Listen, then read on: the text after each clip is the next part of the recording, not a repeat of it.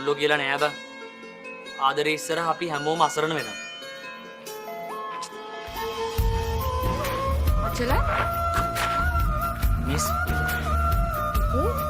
අදත් ඔයාගේ ඇස් දෙක රතු වෙලානේ. එහෙම තමයි මිස් දුක හිතුණා. මේ වයසේ ආදර සම්බන්ධ ඇති වුණාම ඔහොම වෙන එක හරිම සාමාන්‍යයි. මේ දෙකටම අපි අපිව හොරු කරගෙන ඉන්නවා. මිස් ලෙක්චර්ස් නම් දෙන්න එපා. මගේ ඔළුව කම්මලක් වෙලා තියෙනවා. එහෙමද? එහෙනම් මං සද්ද නැතුව ඉන්නම්.